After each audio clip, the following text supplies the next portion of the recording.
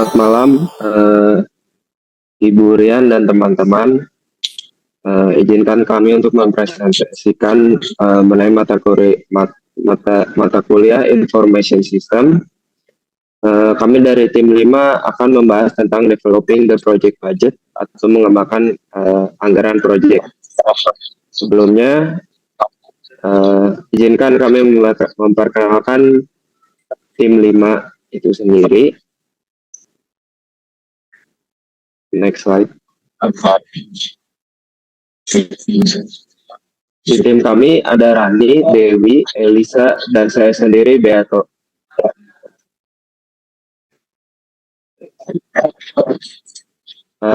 Materi hari ini yang akan kami bahas adalah apa itu project budgeting, kenapa project budgeting itu sangat penting, lalu klasifikasi project budgeting, estimasi biaya proyek, membuat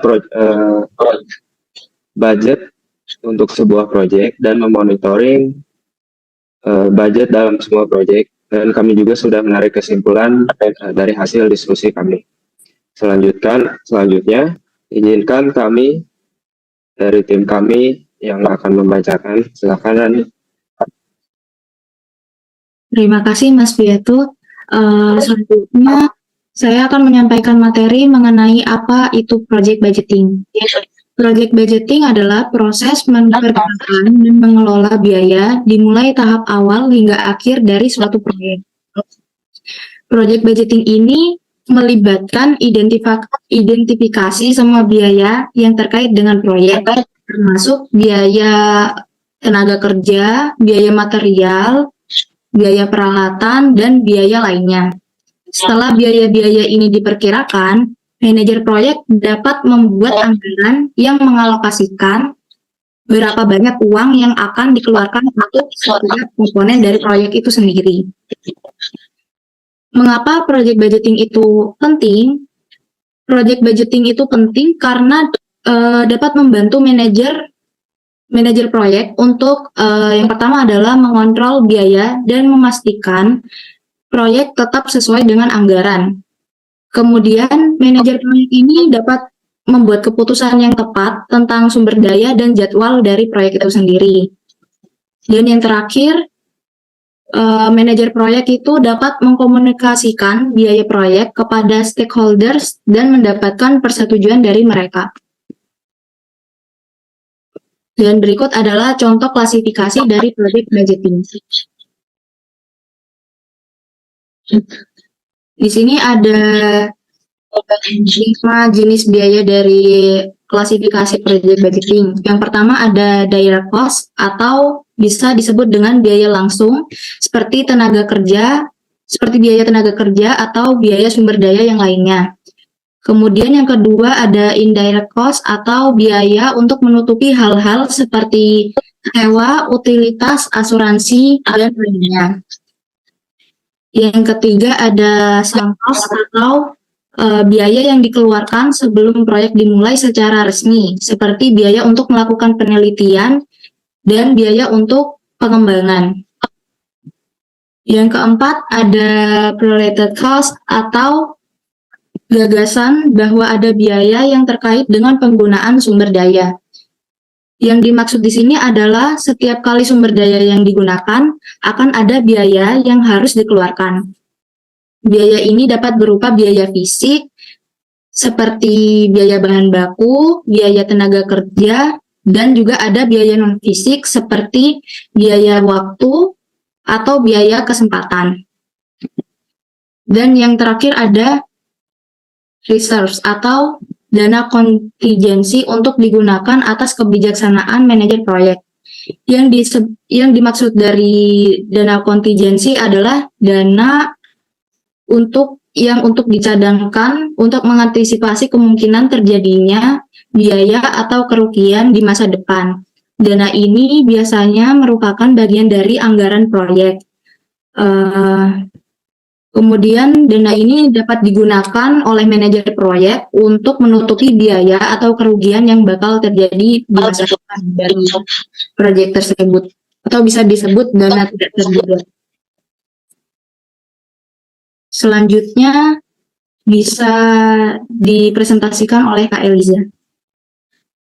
Kemudian dalam pembuatan project budget itu sendiri ada beberapa metode, di antaranya adalah metode bottom up, di mana metode bottom up adalah metode yang dimulai dengan perkiraan biaya untuk setiap tugas atau aktivitas proyek.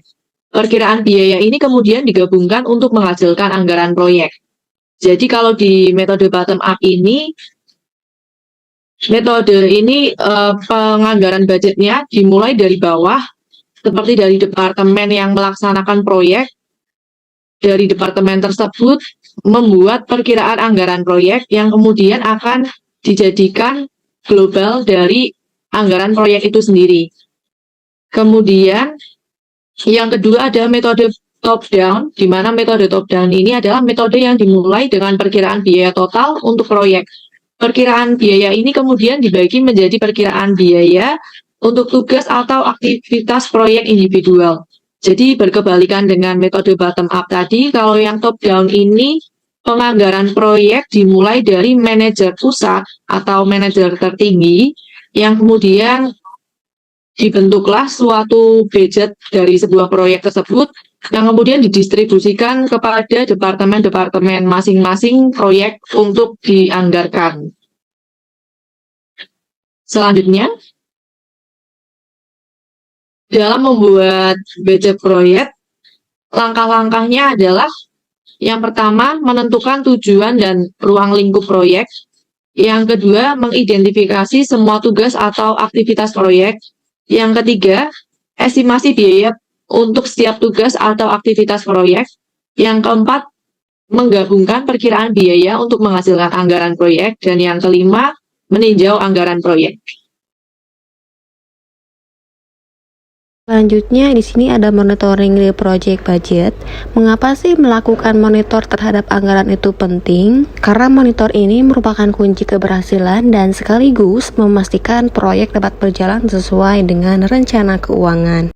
Di sini ada beberapa poin penting yang mesti diperhatikan. Poin pertama adalah pelacakan pengeluaran, yang mana di sini kita diharuskan untuk memantau dan mencatat segala aktivitas yang terkait dengan pengeluaran proyek. Selanjutnya adalah perbandingkan dengan anggaran awal proyek. Pada step ini kita harus melakukan perbandingan rencana anggaran pada awal proyek dengan fakta di lapangan seperti apa. Lalu ada identifikasi varian anggaran. Nah, di sini kita melakukan identifikasi terhadap anggaran yang mungkin terjadi baik positif atau negatif. Contohnya, anggaran di luar rencana awal proyek yang tidak tercover saat awal proyek.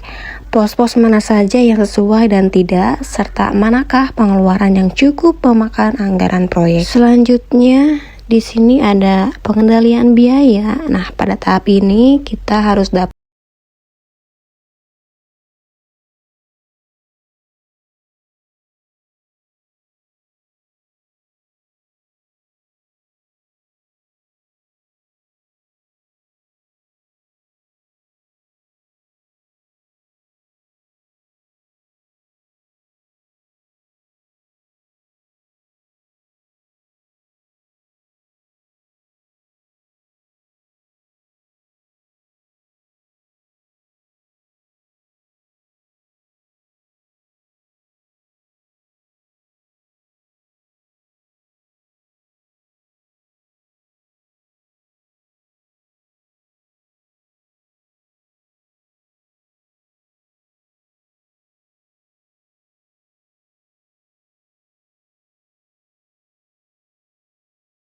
lakukan rencana mitigasi untuk mengurangi dampak resiko yang mungkin akan muncul saat pengerjaan awal proyek.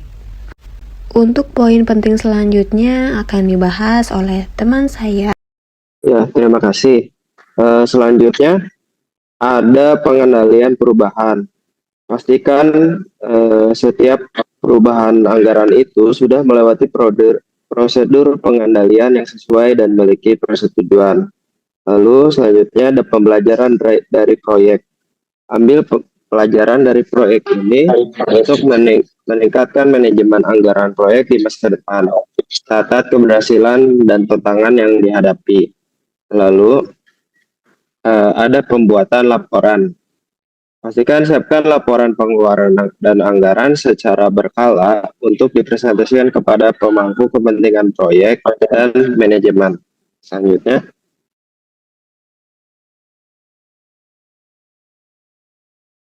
ada pengawasan kualitas. Pastikan bahwa pengeluaran yang dilakukan sesuai dengan standar kualitas yang diharapkan dalam proyek itu sendiri.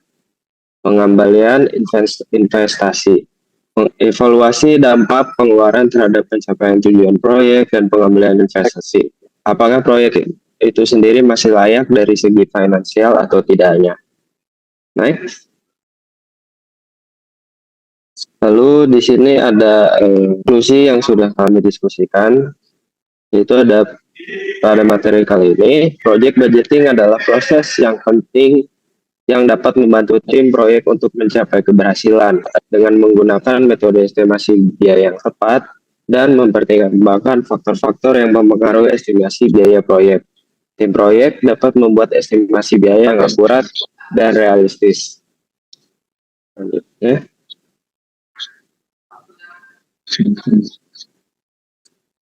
Di sini juga kami sudah melampirkan beberapa referensi untuk membuat materi yang sudah kami buat ini. Sekian presentasi dari tim 5. Terima kasih untuk Ibu Rian dan